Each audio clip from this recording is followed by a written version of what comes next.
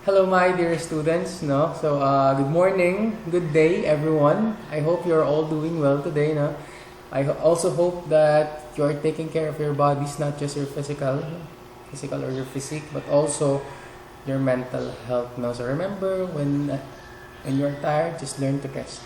Do not quit. Okay. So by the way, I would like to apologize for the background noise. If you hear some background noise, it's my it's my laptop. It's the fan of my laptop. I cannot edit this one.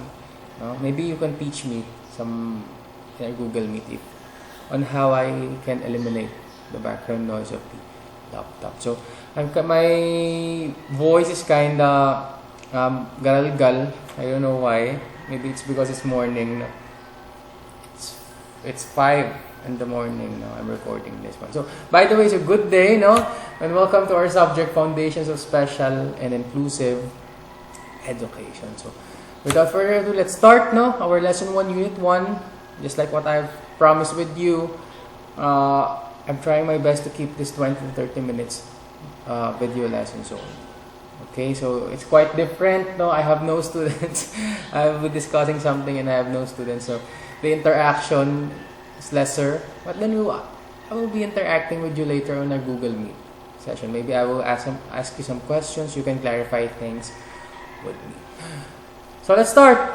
Lesson 1, Unit 1. Our Lesson 1 is Introduction to Special and Inclusive Education.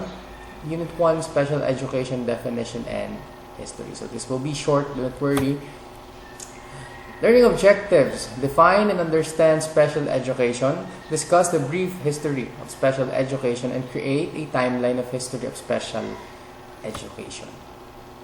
So what do you imagine when you think about special education? So this will be asked to you later, but in my opinion, way back then when we talk about special education, we are talking about exclusiveness, right? Separation, right? Because when we say special education before, the education students, special education students or pupil needs to be separated on the normal classroom. That is my first impression of special education. So how about you? Now, what do you imagine when you think about special education? Later, I will be asking you on our Google Meet session. Special education is tailored to meet the needs of students with disabilities. The services and supports one child receives may be very different from what another child receives. It's all about individualization. So special education is tailored to meet the needs of students with disabilities. So the prime receiver of special education, of course, are the students that has disabilities. No, so the services and supports may be very different from what another child receives. Remember, in our classroom, it is very diverse. The students are different from each other. Maybe some of your students in the future may be capable of something. Some of them are not capable of doing so because of their disabilities. That's why there's a term individualization. No?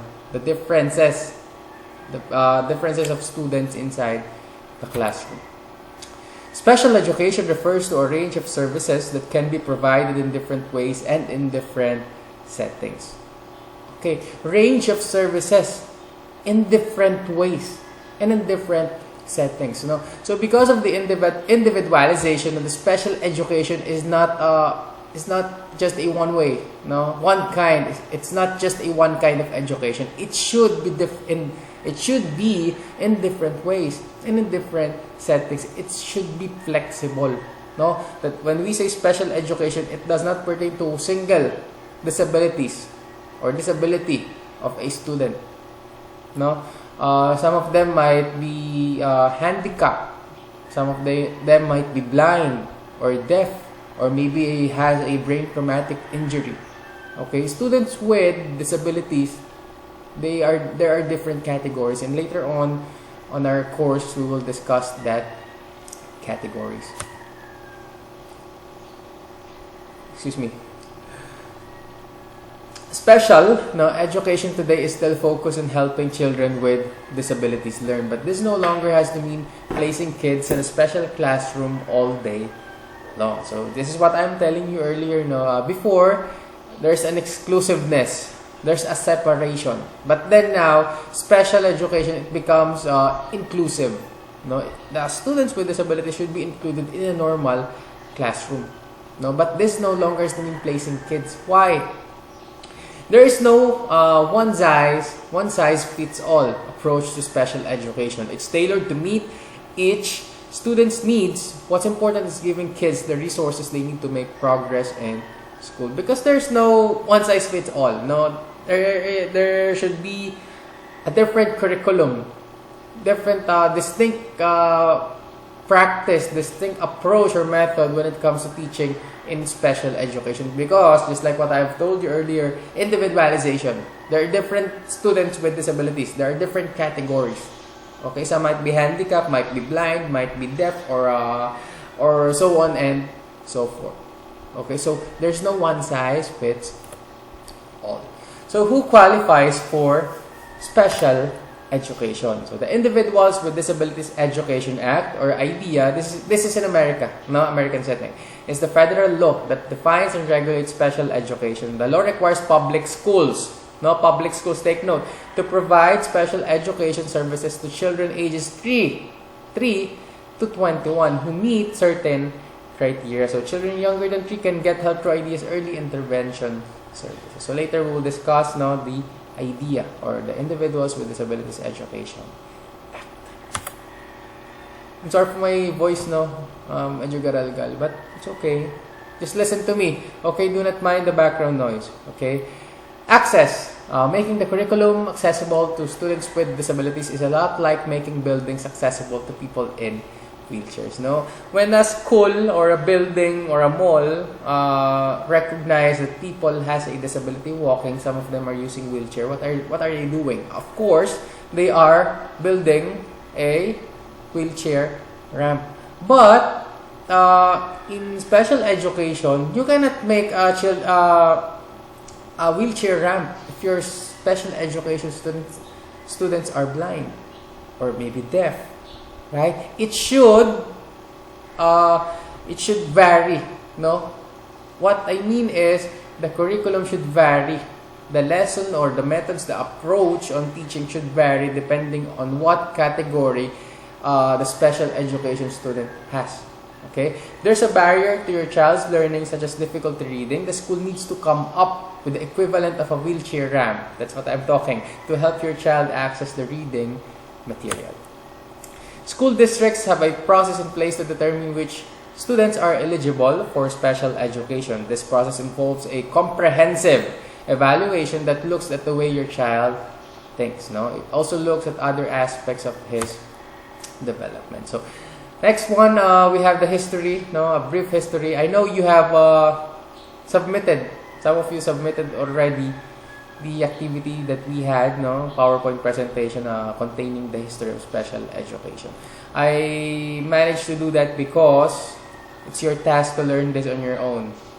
Okay? If you have an activity like that, you are reading, then you are doing the PowerPoint presentation. In that way, subconsciously at unconsciously, you are learning the lesson. So, kapag diniscuss natin, mas madali siyang itackle. Okay? So, this is just a brief. No, I will just be reading this because we cannot change history. Okay? That's why this part, it's kind of wordy. But do not worry. I know you will understand this one. So, in early 1800s, persons with disabilities were not taken in consideration and were often mistaken as being possessed by evil powers, cursed, or simply stupid. No? So, way back then, masakit pala. Masakit to be a special education student. No? It is not recognized in the society in the early 1800s, and you were mistakenly accused of being possessed by evil powers. No, you are cursed. You are stupid. That is how low they look at the special education students way back then. Okay? But on the Enlightenment period, we really find a hard time to speak this name, But let's call him Jean-Jacques Rousseau. I searched this on Google, nakakalimutan ko lagi. Jean-Jacques Rousseau. That's the pronunciation. But then let's call him Rousseau para mas matandaan natin. 1712 to 1717. He publishes the book Emil, a book about the education of children. According to him, learning should happen in agreement with a child's cognitive speed with minimal outer stimuli from society. Learning should happen in agreement. There should be an agreement between the child's cognitive speed. As we all know, our children, our students are not the same.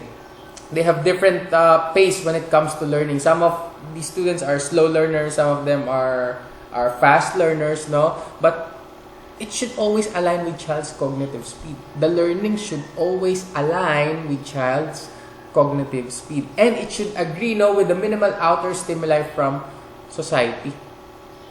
The minimal outer stimuli from society, which is known for praising social roles and so this idea of teaching children in their own pace set the ground for many educators. So this is one of the bases, on this book.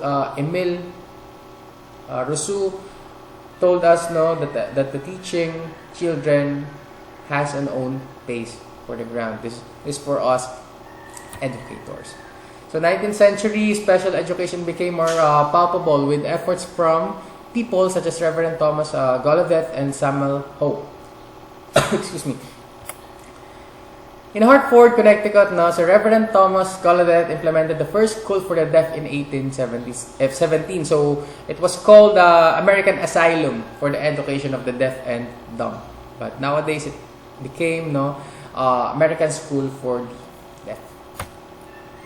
Samuel Gridley Ho, interested on the study education of blind students. So in 1829 he founded the first school for blind children in the Massachusetts. And he was also the founder of the Massachusetts School for Idiotic and Feeble-Minded Children. 1851, school opened in Albany. 1853, Pennsylvania Training School for Feeble-Minded Children. 1857, in Ohio State, opened the Institution of the Feeble-Minded Youth. 1858, School for Retarded Children was opened in Connecticut. Changes were made also in what concerns the law of implementing special education in schools. So in 1890, it was the state's responsibility to provide institutions for the special children, and in 1897, the formulation of the the Department of Special Education under the National Education Association. So 1890, they are starting to focus on the special education. And in fact, they created the Department of Special Education. 20th century, characterized by implementation of laws to assure that people with disabilities would have their rights to education guaranteed. So 1906, New York University started to include courses offered by the school training program for special education teachers. So that is way back 1906. 1918, all states recognized that all citizens have the right to education. And in 1922, the Council for Exceptional Children, or CEC, was founded by Elizabeth Farrell. 1931, U.S. Office of Education established a section on the exceptional children. 1936, blind persons are included in the Social Security Act of 1935. 1965, Elementary and Secondary Education Act was passed, and it provided funds for school in order to have a proper environment for children with disabilities. 1966, turn of the Education of the Handicap Act, which later will be discussing on the next lesson. 1973, the Rehabilitation Act was passed and assured the rights of people with disabilities in respect to a non-discriminative environment in education, employment, and housing. So it is true, 1975, that some of all small acts towards the education of handicapped children emerged in one law. This is the Public Law 94-142. Excuse me. So this law, the Public Law 94-142, guarantees that people with disabilities have the right to free and appropriate public education in the least restrictive environment. Also, it required that each individual had his or her own educational plan, individual educational plan. People with disabilities had the right to a fair due process. 1990, it is revised, no? It became known as IDEA. So that's the brief history of IDEA, no? The public law. It is the public law 94142 way back then. So I gave you this test. Now watch the history of special education. So guys, if I gave you the module, kindly read it. No, I am giving this to you 1 week before the discussion for you to understand, no? So we can scaffold, we can work on your prior knowledge based on your readings, no? In that way, you already have an idea about the topic, no? Hindi kayo masasurprise. Then we can connect the discussion that I am doing and in your prior knowledge based on your reading. So that is very important, especially these days we are in the online setup. So the link, just copy paste it from the module. I've posted it on our Edmodo class, okay, if you want to watch this one. So let's proceed now to Unit 2, Introduction to Special and Inclusive Education, still Special Education Law and Legislation. So in this unit, we will discuss the legal basis, now the legal foundations of the special education. Learning objectives, analyze the legal basis now of special education, generalize the basic concepts of special education. And number 3 objective is kind of optional, no, create a video blog. But I'm still thinking if it's okay for you to submit a video blog discussing your perspective about special education. So legal foundations of special education. So I didn't, I just copy paste this one because these are law. When we discuss law, law and legal foundations, you cannot summarize those things. Okay? So, special education law in the USA, as noted here, it's on your module. Let's proceed now to the Education for All Handicapped Children Act of 1975 and amendment. So, before the Education for All Handicapped Children Act 1975, an important piece of legislation was the Rehabilitation Act 1973, Section 504. So, sabi sa section na yun, adopted in 1977, made it illegal. No, it is illegal to discriminate against a person with a disability exclusively because of that disability. For example, by denying participation in activities. So, the discrimination, it's already illegal, no? Yung discriminate mo yung person with disabilities. Okay? This applies to programs or activities receiving federal financial assistance. Those with disabilities have to be given equal opportunity, including architectural accessibility services and programs. So, a landmark was the Education for All Handicapped Children Act 1975. This is the public law 94142. Under this, students aged 3 through 21 years with disabilities have the right to free, appropriate public education or FAPE. So, any assessment used to determine the nature of the student's disabilities must be racially and culturally fair. No, the assessment on what particular disability has your children, it should be racially and culturally fair. The student has to be educated in the least restrictive educational environment in that students are removed from general education environment. So, this is the term inclusion, will enter in the conversation because the student has to be educated in the least restrictive. So, the environment should not be restrictive, should not be only exclusive for that disability. He or she should be included in a certain classroom, only be removed when a disability is so severe that such classes and the use of supplementary aids are not effective. So this is the if and only if na i-remove si student with disability if the situation is severe, in such classes. So here, parents have right to inspect the school records. It's the right of the parents to receive prior written notice if changes are made, and to challenge both information held in the records and any changes in placement. So parents have a certain task. He or she, the parents are free, to inspect everything on the school records. Schools have to keep an individualized education program. This is what I'm talking, the individualization, because of the differences ng disability, different disabilities of the students. For the student involving assessment by a multidisciplinary team. So amendments, the Education for All Handicapped Children Act 1971 extended the rights set out under the Act to preschool children. So from 3 to 21, they extended it up until the preschool. Next, ito, that's what I'm talking earlier, the IDEA, no?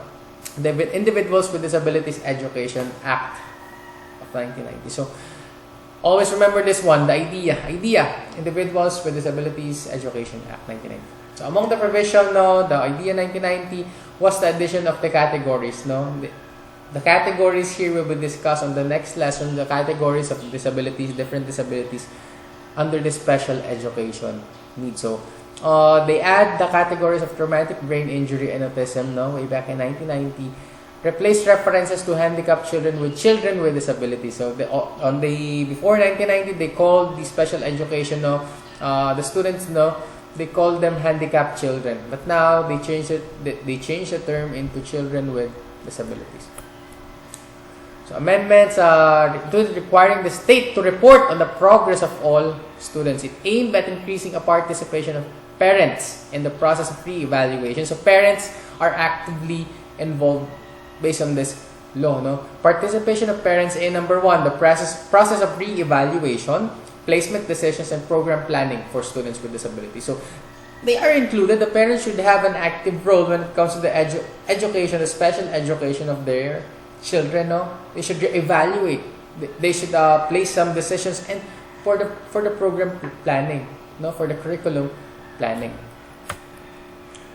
So students in the provisions of the IDEA, House Bill 1350, was that students with disabilities be taught by teachers holding full certification. So on this part, no, they are securing, the state, the country is securing that the students with disabilities are receiving a quality education. And how the students would be able to receive a quality education. Of course, it starts with the teacher.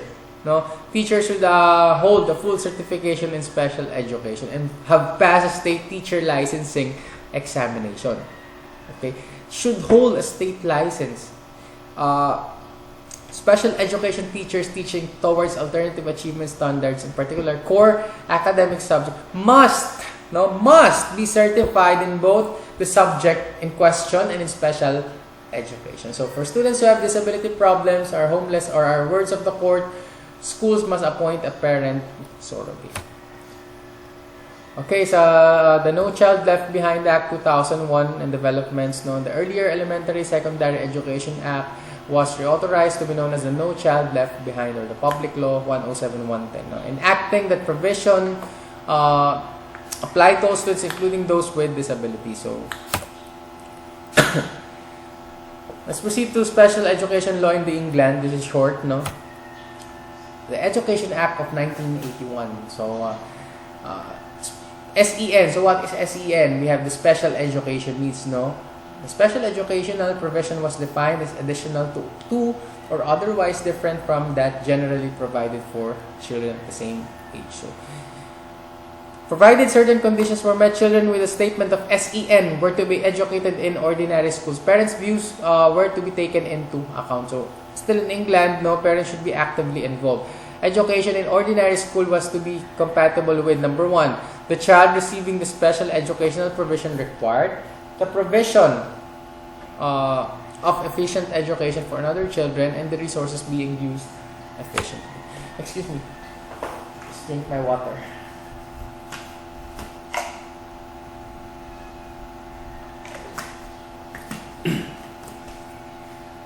Okay, so children with special education needs must engage in the activities of the school together with children who do not have special education needs. So this is, England is also looking for the inclusiveness, inclusion of the special education students, dun sa normal na students. Education Act 1993 sought to improve the system of provision for children with SEN. Okay, however, the Act also strengthened the system for pupils requiring statements, and for their parents, it introduced a code of practice, containing guidance and criteria for the identification and assessment of children with SEN. Okay, the SEN and Disability Act of 2001 made further provision against discrimination. That's the purpose of this act, the Special Education Needs and Disability Act it's all about discrimination, no, on the grounds of disability in schools and other educational establishment. It supports, no, it should be against, no, the discrimination of the students with disabilities. Part 1, strengthen the right of a child with SEN to be educated in the mainstream unless this is incompatible with the wishes of his parents or the provisions of efficient education. Part 2 imposes a duty on local education authorities not to treat a pupil with disabilities less favorably. Okay, there should be an equality, no, between the normal students and the students with disabilities. Further duty is to make reasonable adjustments to admission arrangements and regarding education and related services to make sure pupils with disabilities are not put at a disadvantage in comparison with peers with no disabilities without justification. So legal basis of special education in the Philippines. So I have given you the link na dun sa module, no, for the legal basis of special education in the Philippines. These are too wordy because these are law. Okay, we cannot summarize law. Okay, no, so we have the Articles 356 and 259 of Commonwealth Act, the right of every child to live in an atmosphere conducive to his physical, moral, and intellectual development, and the concomitant duty of the government to promote the full growth of the faculties of every child. So, Republic Act number 3562, an act to promote the education for the blind in the Philippines, provided for the formal training of special education. So, let's just highlight this one. Republic Act number 550, an act establishing a 10-year teacher training program for teachers of special and exceptional children. So, 10-year, no, training program para sa mga teachers way back then, no, in Philippine University, Philippine Normal College way back then. It's Philippine Normal University now.